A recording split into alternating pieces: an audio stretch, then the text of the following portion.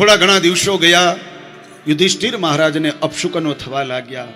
ભગવાનની મૂર્તિમાં ભગવાન રોતા હોય એવું દેખાણું. નદીઓના જળ ઉલટી દિશામાં વહેવા લાગ્યા. ગાયોની આંખમાં અશ્રુઓની ધારા દેખાવા લાગી. અને ત્યારે યુધિષ્ઠિર મહારાજને થયું કંઈક આજે અઘટિત થવાનું છે, અથવા તો થયું છે. ભીમને બોલાવ્યા અને કહ્યું, અર્જુન ક્યાં છે? બોલે, અર્જુન હજી દ્વારકા ગયા છે, આવ્યા નથી. મહેલમાં ઘંટના નાદ થયા. ભીમે કહ્યું, કદાચ અર્જુન આવ્યા લાગે છે. ગયા પાંડવો બારે જોયું તો હકીકતે અર્જુન હતા. રથના પૈડા તૂટેલા છે. અર્જુનનો હાલ બેહાલ છે. મુકટ પહેર્યું નથી. અર્જુનનું ધનુષ તૂટેલું છે. અને આ દ્રશ્ય યુધિષ્ઠિર મહારાજે જોયું.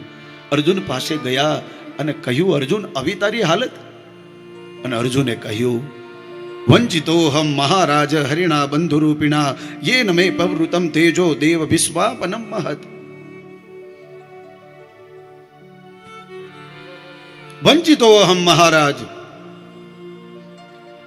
હે મોટા ભાઈ, આપણે જેના બળથી જીવી રહ્યા હતા ને, જેની કૃપા દ્રષ્ટિથી આપણે જીવી રહ્યા હતા, એ દ્વારકાધીશ, એ કૃષ્ણ મને તમને બધાને છોડીને સ્વધામ વયા ગયા.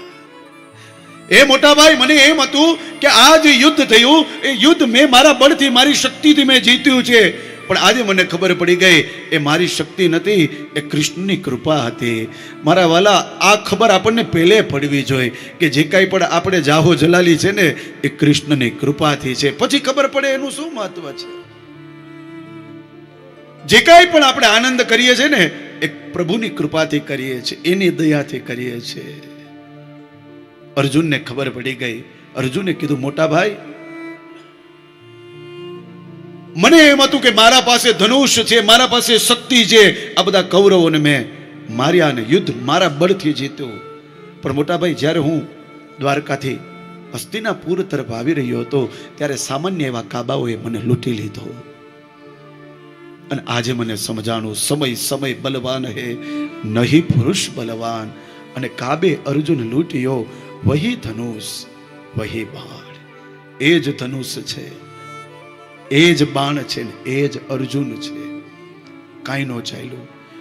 જો અર્જુનનું કાંઈ ન ચાલતું હોય તો આપણે મનમાં ધારી લેવાનું, આપણું પણ કાંઈ ન ચાલે. આના હાથ આપણા ઉપર છે ને ત્યાં સુધી બધી મસ્તી છે. એના હાથ આપણા ઉપરથી હટી જાય ને એટલે આપણે શૂન્ય થઈ જાય સાહેબ.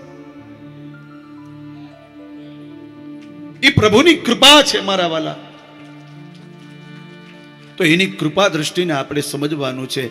પાંડવોએ વિચાર કરી લીધો કે હવે જે કાંઈ પણ સામ્રાજ્ય છે ને, રાજા પરીક્ષિતને આપી દે.